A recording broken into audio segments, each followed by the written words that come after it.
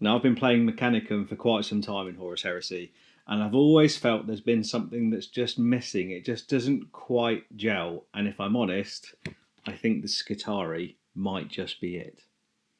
Before we get into the lists, I want to talk about the lore, I want to talk about the new missions, and then I'm going to talk about how one might build a Skitarii list for the Horus Heresy. The book itself is about 50 pages, and I'd say about half of it is actually dedicated to lore. There's some really, really cool, short-ish stories that set the scene and some of the major staging points for the Skitarii storytime. The Steel Hand of Mars. The Horus Heresy was a war that had spanned the entire galaxy, touching every world claimed by mankind and involving every force of arms. Of these forces, the Skitarii Conclaves of the cult Mechanicus are oft ignored by history, for their oaths bound them to a singular task: to safeguard the rarest and most dangerous technological relics at any cost. These warriors fought across the galaxy, but not for glory, not for honour, and not the spoil of war.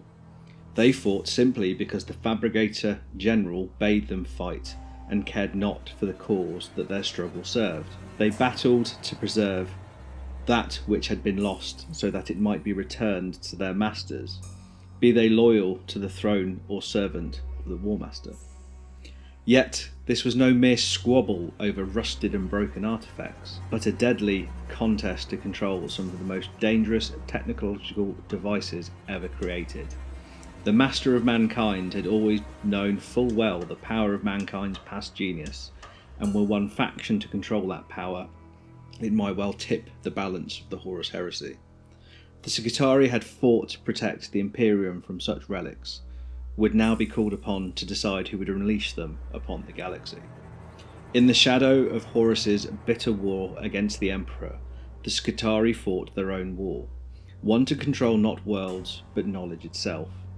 For, as the wise have long known, knowledge is power greater than any blade.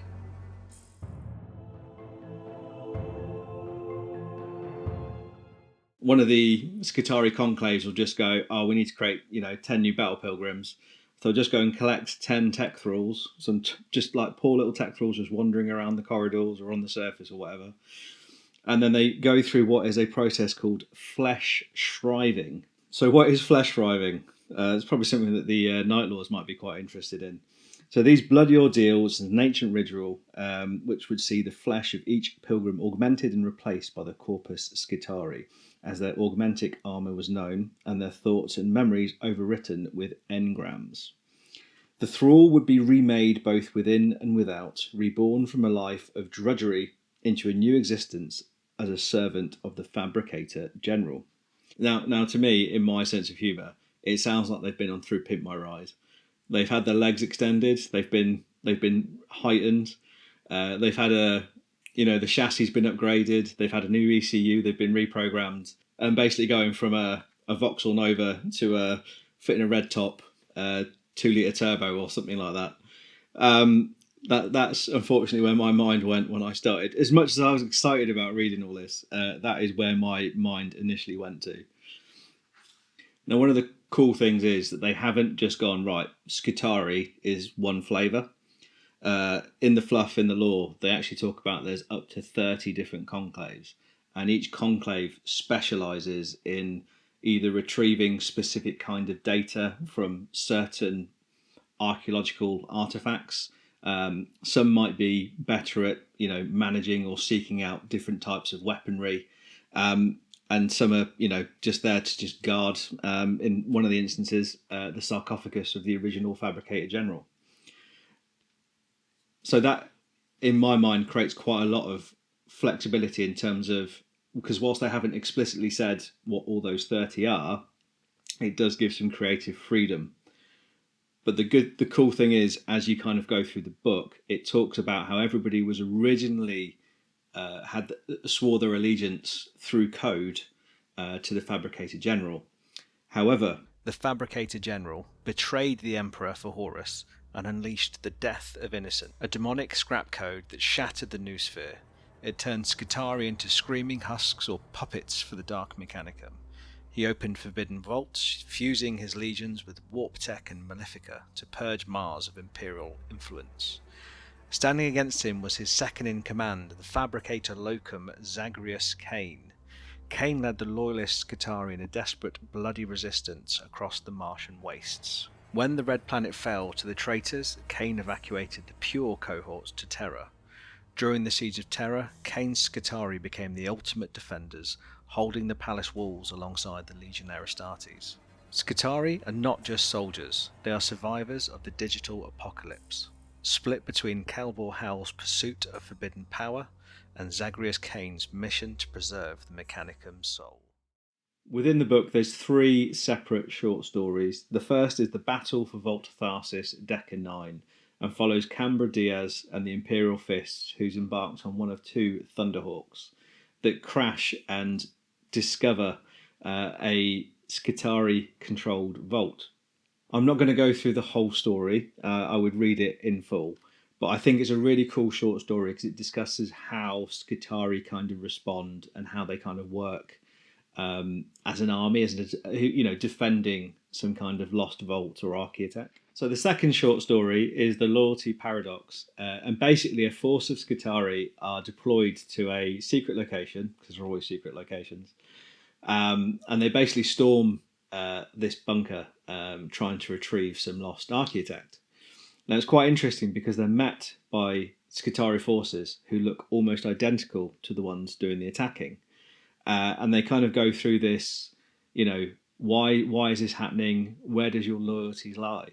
And they kind of have this, quite in-depth conversation about whether they are loyal to, bear with me, Kelbor Hell through the War Master or Zagreus Kane. But this all happens in like 8 seconds because they're talking in binary. And then, unsurprisingly, chaos ensues. So the reason why I like the story is it kind of paints the picture of how 2 Skitarii forces might react to one another once or after the outbreak of the Horus Heresy. So the third story is called The Coronoid Legacy, and this has really got the juices flowing. Essentially, you've got Sons of Horus who are attacking a planet.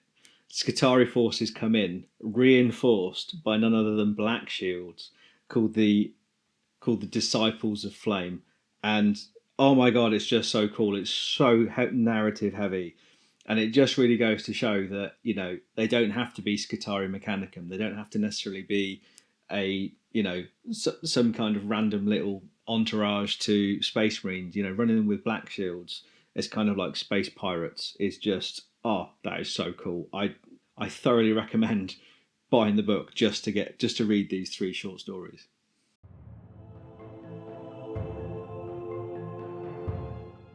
One of the cool things about the book is we've got some new missions called the Relic Hunt Missions Pack. You are meant to roll a d3 and you can get rewards of battle, salvage site or seize the spoils. And the deployment zones used are either Clash of the Lines, Breakthrough or Dawn of War. Interestingly, it says that you must use 3,000 points per army. But in my mind, I don't see any reason why you couldn't use less or indeed use more. Now, the way that the relics are scored, they're done slightly differently in terms of you have to first pass an intelligence test, and the better you pass the intelligence test, the more victory points you score between 1 and 3. So unstable artifacts is quite entertaining. So when you go to take a intelligence test, you roll your dice. If you fail and roll a double, the relic explodes, and it causes D3 plus 3, automatic hits, strength 8, AP 2, damage 1. That's gonna leave a mess. And one of the other special rules is called Surveillance Augurs. So basically the player who doesn't go first can reposition one of the objectives up to 6 inches, which kind of gives them a little bit of advantage in terms of going second, perhaps. And then we've got 2 new secondary objectives, which are called No Stone Unturned. So the player who analysed the most relic objectives scores 2 additional victory points, because in all 3 missions, these secondary missions objectives are valued at 2. So if you analyse the most number of relics, you get 2 extra victory points at the end of the game. In addition, there's a new one called Bloody Ground. So the player who has destroyed the most enemy units at the end of the battle. That sounds very like attrition. So why haven't they just called it attrition? But that is also worth 2 victory points at the end of the game. In addition, we've got a new legendary mission, which is called the Vaults of Tharsis, which follows on from the Imperial Fists and Cambra Diaz discovering a vault in one of the short stories. Now, this mission's pretty crazy. Essentially, it uses one relic. It's meant to take place effectively in a canyon, so it's kind of a bit of a bespoke kind of layout, which is quite cool. But it also uses 4 Castellax. So there'll be 4 Castellax that are set up on the tabletop that are dormant essentially at the start of the game. And you can forego a reaction at the end of your turn to essentially take control of one of the Castellax. So essentially you'd be playing, it's a 3,000 point game, and then within that you're going to be playing a bit of Robot Wars, which again, from my point of view, you know, more shenanigans the better.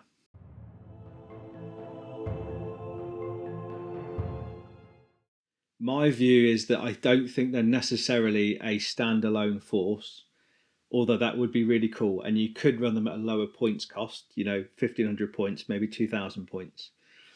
But I think when you get out of the 2,000 point bracket into the 3,000 point bracket, I don't think they've got enough kind of flexibility in terms of access to armaments and to kind of deal with a coverall kind of list. You could absolutely go down and just do hordes of battle pilgrims and just, you know, swarm the objectives with comparatively cheap and very quick troops. However, there are some shortcomings which are balanced out by taking mech as your primary detachment. Skitarii are vassals of the Forge Lord.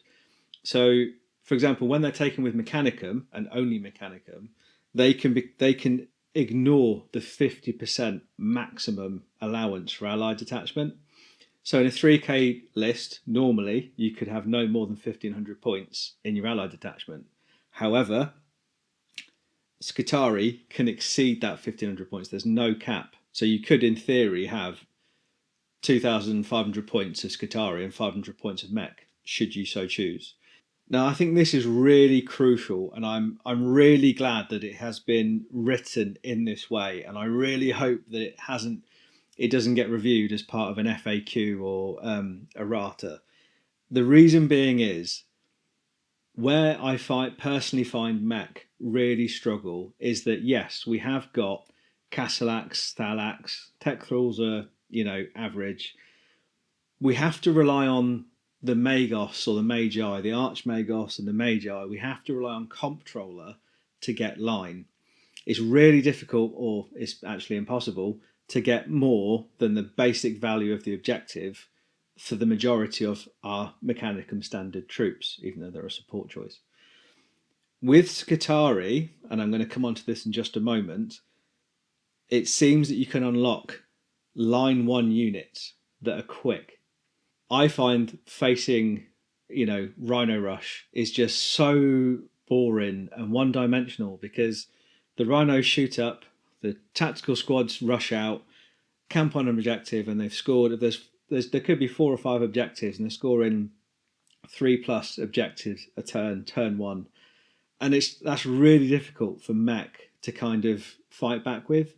Yes, we've got access to Vanguard, and yes, we've got access to certain things, bits and bobs, but when 3rd edition, in my experience, is so heavily focused on scoring ability and the ability to just keep racking up those points, you know, I think mech really, really struggle, and you are almost forced down a very, very sweaty kind of meta to kind of deal with that. And, you know, I don't think it at the moment gives us that flexibility until now.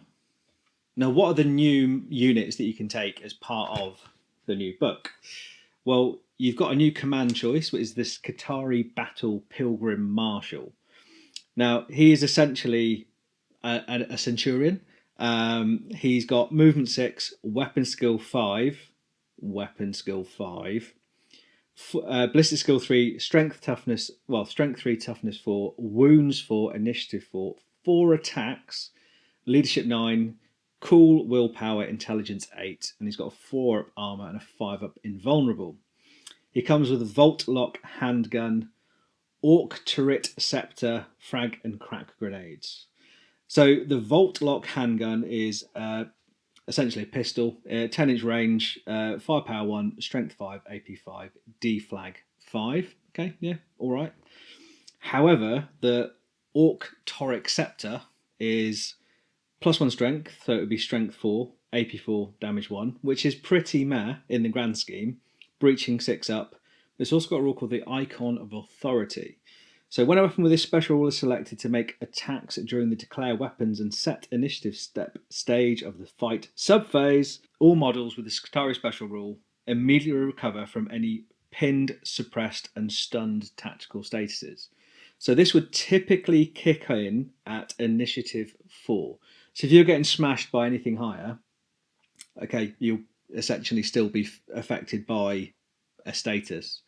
However, if you get down to the initiative 4 step and your Battle Pilgrim Marshal decided to use his autocratic scepter, then essentially the status would just disappear, which I think is like quite a really cool dynamic. Alternatively, he can take a phase claw, so he'd be down to initiative 1, so he'd be strength 6, AP 2, damage 2, breaching 6 up, which I think is quite nice.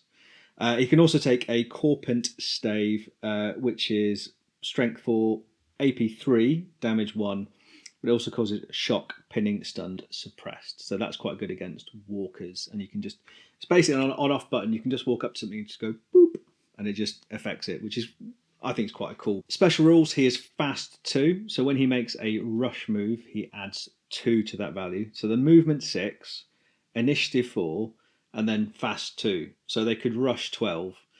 But it's important to emphasise that the Battle Pilgrims are actually initiative 3 with fast 2. So they can only move 11. So he's a little bit quicker, but he's going to be running along with the Battle Pilgrim. So the Battle Pilgrims, you've got the standard dudes, and then you've got the Ordinator, which is, for all intents and purposes, a sergeant.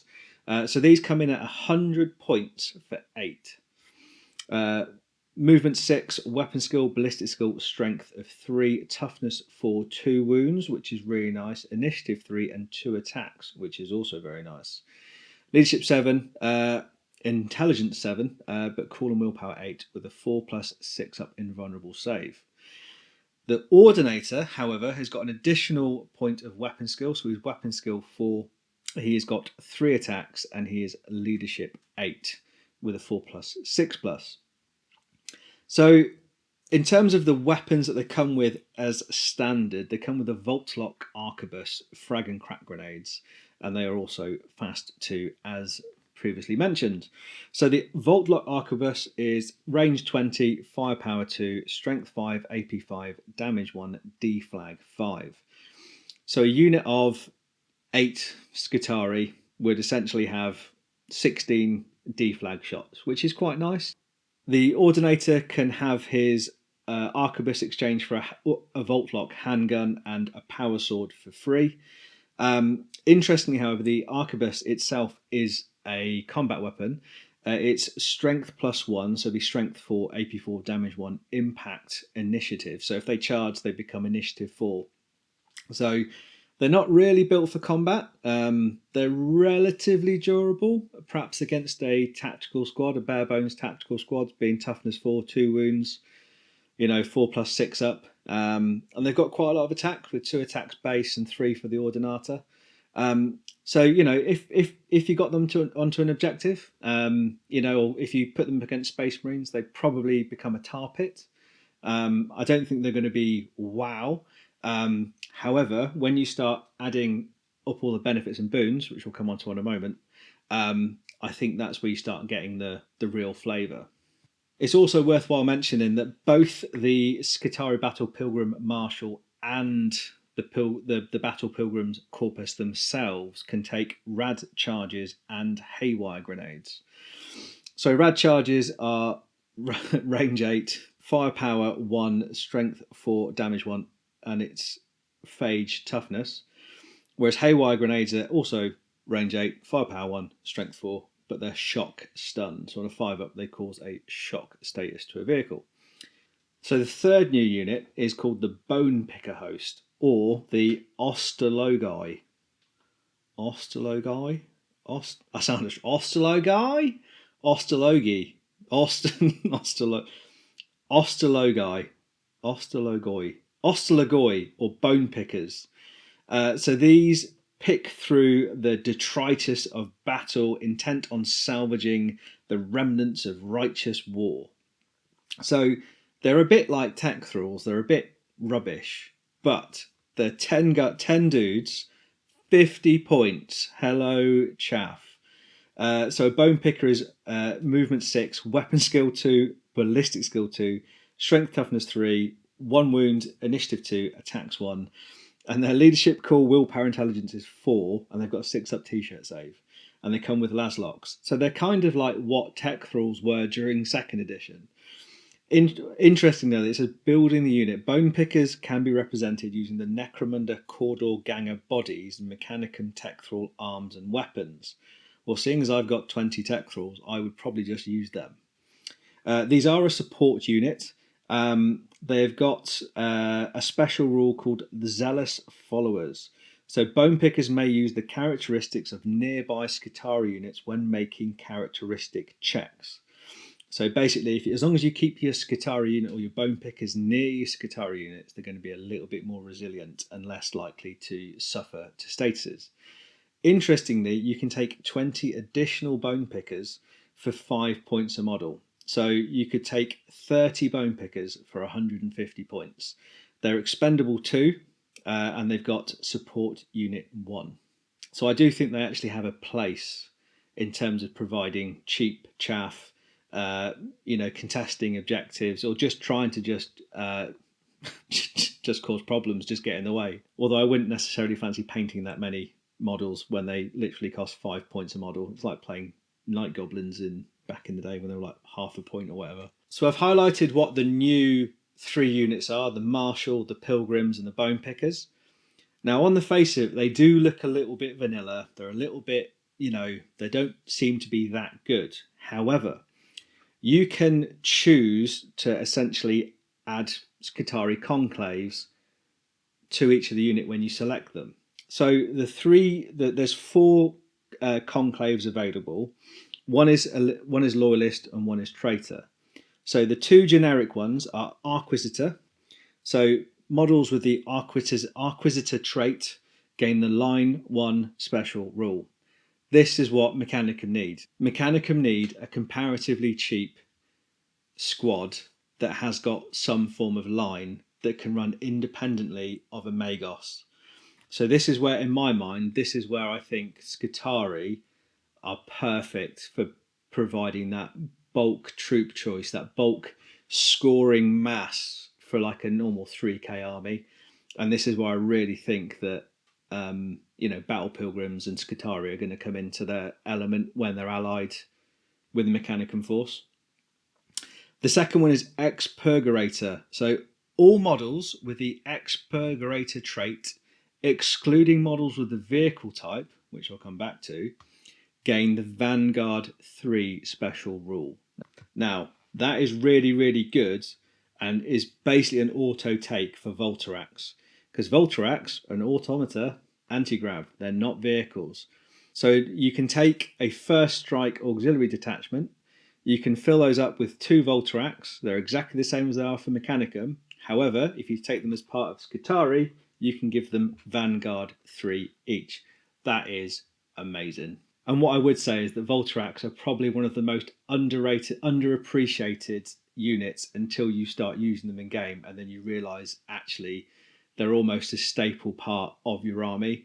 So being able to free up a quite important auxiliary detachment from a Mechanicum primary force to be unlocked through one Pilgrim Marshal, Skitarii Pilgrim Marshal, and then you can take them as part of that, and you get the Vanguard 3. Oh, honestly, chef's kiss. That is happening. It's happening. Done. Sold. Easy. The Loyalist trait is called Vindicator. So all models with the Vindicator trait increase the value of instance of D-Flag X by +1. So the fact that Loyalist forces would get a better D-Flag roll is a little bit frustrating, especially when you consider the Traitor trait, which is Scrouger. So all models with the Scrouger trait gain +1 to the setup moves to a maximum of 6. All right. So they can move into combat, further into combat, less likely to take volley fire or overwatch, but you don't really want them to be there because they're not that good in combat. But Loyalists get +1 to their D-Flag rolls. Go Loyalists. The Skitarii have their own unique advanced reaction called Marshal Elect. When the Marshal falls in battle or is otherwise judged to have failed in their allocated task, the Ordinators of the Conclave convene by their Mind Impulse link, conducting hours of ritual deliberation in just moments, in order to appoint a replacement Marshal from the worthy candidates that are present. This reaction allows the controlling player to select an Ordinator to gain the command, subtype, and proved weapon skill and leadership. The trigger, once per battle, the reactive player may declare the Marshal Elect advanced reaction when a friendly Skitarii Battle Pilgrim Marshal model is reduced to 0 wounds, and costs 1 reaction point. The target must be a friendly unit with a Skitarii trait with at least one Ordinator model. The selected model gains the command subtype and has its base weapon skill, attacks, and leadership characteristic each increased by +1. Additionally, the controlling player may select one melee weapon that the selected model has to gain the icon of Authority special rule.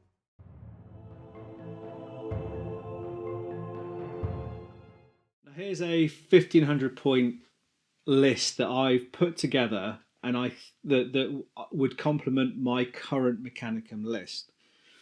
Now I don't think that we'll see many standalone Battle Pilgrim or Skitarii forces. In my mind, they lack the kind of robust flexibility that you would probably want going into, say, an event. Now, if somebody said to me, I'm bringing 3k of Skitarii, I would go, that's cool, that's amazing, do it, let's have a game and see what happens. But I think if you went to an event and just leaned in just into this book on its own, I think you might struggle to kind of build a wholly robust kind of list. So this is so my starting point's been, how can the Skitarii, the Battle Pilgrims, how can I lean into that to kind of complement how I've been running mech? It's a 1500 point allied detachment or thereabouts. And I'm going to start off with 2 Skitarii Battle Marshals, and they're both going to be upgraded to include a Phase Claw. Now the reason being is their weapon skill 5, 4 attacks. They're really quite good. They're very, very good in combat. Yes, the Phase Claw will reduce the initiative, but it's strength 6, AP 2, damage 2. So they're also rending 6+. So they're actually very, very good in combat. They're essentially Centurion levels. Now you could choose a prime benefit for one of them. So you could go for Combat Vets to increase to Leadership 9, Cool Intelligence 9, which is nice. Or you could choose to go down the Paragon and go Weapon Skill 6, Ballistic Skill 5, but attacks 5. Yes, you're very unlikely to be going first in combat. However, your weapon skill 6, you're as good as a Praetor. There's quite often nowadays that we don't actually see any high command on the table. So a measly battle marshal, Skitarii Battle Marshal, could be rocking around at weapon skill 6, being the best close combat unit on the tabletop, or one of the best on the tabletop, which is absolutely mind-bending. However, I'm looking to lean in with the Battle Pilgrims to do the scoring work and do the heavy lifting in terms of when it comes to scoring. So I would probably give him Combat Vets to get the better leadership and the better cool check. So increasing it to cool 9 from 8, that's still better than a standard tactical squad. But compared to Mechanicum, majority of units are quite high cool. So I think being able to lift up the Battle Pilgrims to have a better cool, more resilience to statuses, better leadership check, Moving on, so those are 120 points apiece. So 240 points for 2 command choices, which unlocks the 2 auxiliary choices. Now I would fill the 4 troops choices with battle pilgrims. I probably would try and max out those slots. So a unit of 8 battle pilgrims comes in at 100 points, but you can add an additional 8 to 16 for 180 points. You can also take rad charges and haywire grenades. So bearing in mind, you can either reduce the toughness of an enemy or put a shock stunned status on a vehicle, for example, for an extra 2 points for the unit, because you don't have to upgrade the whole unit. It's just a model to have one of those items.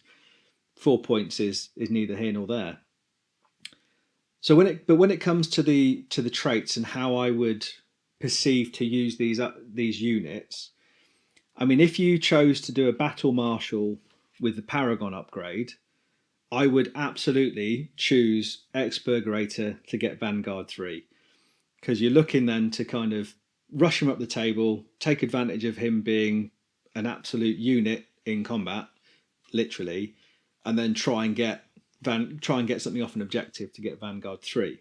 However, we all know how hard it is to actually achieve Vanguard. Vanguard's actually really difficult to pull off. So I would envisage taking Battle Pilgrims would be upgraded to have line 1. So they would rush up the table, they would benefit from line 1. Obviously, they can't benefit from line 1 and Vanguard, because Vanguard caps the objective at 1. So it's defunct, so you can't have both. So yeah, I think the way that I see them running with Mechanicum, I would probably have up to 4 units with line 1, put 2 of the battle marshals in, run them up the table, and just swarm the objectives and take advantage of having line 1. I think that's where I see them being used the most. The fact that both the Marshal and the Pilgrims have got fast 2, meaning they can move and rush 11 inches up the table. But equally, I do think the Battle Pilgrims themselves, I think 8 with the Arquebus, 16 deflag shots at strength 5, or potentially strength 6 with that loyalist trait. Yeah, okay, but when you've got 16, so that's 32 shots coming in on 4s, deflag strength 5, that's actually pretty good. I probably would go for a larger squad, because thinking about it, they're not the most resilient models in the world. Yes, toughness 4, yes, 2 wounds, 4+, 6+. But if you've got a unit of 8, as soon as you lose 2 models, you're going to be started taking routed checks. Whereas if you've got 16, they're going to have to do a lot more damage to you before you're forced to start rolling for the routed check. So 180 points does sound quite a lot. However, it might be a more guaranteed, resilient way of scoring, those much needed objectives early on in the game, and then just keep holding the objectives and keep farming points throughout the whole battle. I would take 2 auxiliary detachments. So the first auxiliary detachment is a first strike auxiliary detachment, which unlocks the Voltrax automata. Now, it's important to emphasise that these are automata, they're not vehicles, so you can upgrade them to give them Vanguard 3. Again, Vanguard is difficult to achieve, however it's easier to achieve with shooting attacks. The weapons that the Voltrax comes with is actually quite good. It's got an arc blaster, which is 6 shots, strength 6, AP 5, damage 1. But it's got suppression 1 and shock suppressed, which is really good, especially against vehicles. It's also got 2 missile launcher fire types. One is the airburst, which is 1 shot, strength 6, AP 4, damage 1, blast, large blast, phage toughness, panic 0, which is nice. And then the alternative is a shaped charge. So 2 shot, strength 10, AP 2, damage 2. It's also got phage toughness, panic 0, and shock stunned. So the way that I've run Voltrax for quite a long time, they've been a staple of my 3rd edition army. I always take them. But I always feel a little bit begrudged having to take a first strike auxiliary detachment that I can only put 200 points in. It seems like a bit of a waste with Mechanicum. You do really need to like make the most of having, making the use of all the auxiliary detachments to get all your units in. It's difficult to unlock more auxiliary detachments. However, because the Voltrax can be taken as part of a Skitarii allied detachment, 200 points, absolute no-brainer for me. And the fact that you can upgrade them to Vanguard for nothing is just, yes, absolutely done. So my second auxiliary detachment would be an armoured support. So interestingly, in the Skitarii book, you have got access to the Trioros armoured conveyor, which is a heavy transport. So that's a different auxiliary detachment. But you also get access to the Skitarii Krachnos assault tank. So a Krachnos. This is a really good unit on its own, as well as the Krios battle tank and the Krios tank destroyer. Now, I've always struggled to justify in my own mind to take those units as part of the main Mechanicum force. Usually because I'm trying to lean heavier into Castellax, Thalax, who are going to, combined with Comptroller, who are going to help me score and at least try and compete with Rhino Rush and try and secure those objectives. But because we can spend the points on cheaper Battle Pilgryms units, and we've also got the opportunity to open up a second auxiliary detachment as part of an allied detachment. Okay, that's a mouthful. And that is what she said. The fact you can take an armoured support detachment, which has 4 slots, so you could take 3 Krios and a Krachnos. It just seems to make a lot more sense to me. And it's a much better allocation of points. Now, the traits that we've previously discussed aren't transferable or would not be transferable to the vehicles, but in my mind, it allows the Mechanicum force to focus on doing what the Mechanicum want to do, and then to bring the bigger kind of scarier kind of units or more effective units, and then through the Battle Pilgryms you get some better valued scoring units to compete on the objectives, and then you can unlock a couple of more detachments so you can run some Voltrax or the Krios and the Krachnos.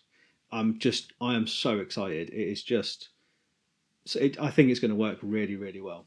Lastly, one of the biggest things that a lot of you might notice is that with the Battle Pilgryms, again, alluding to their statistics not being as good, for example, the cool checks or the leadership, for example, they've not got access to Nuncio Voxes, etc., etc. I am led to believe from a very reliable source, and I have absolutely no doubt that he is correct when he said this, if you took some Tech Priests as part of your primary detachment and they're Archimandrite, you can give Tech Priests Nuncio Voxes, and you could run them with your Battle Pilgryms. Admittedly, they would slow things down because they are comparatively very slow. You might have to do a little bit of daisy chaining, which is a little bit meh. But it's one way that you can get perhaps some better statistics or better resilience into those Battle Pilgrim units. There we have it, folks. Those are my first impressions on the new SKITARII Journal. If you've enjoyed the episode, please like, comment, share. Anything that you do does benefit these videos, and I am massively grateful. But yeah, no, thank you very much. I hope you've enjoyed, and I'll see you next time. Cheers.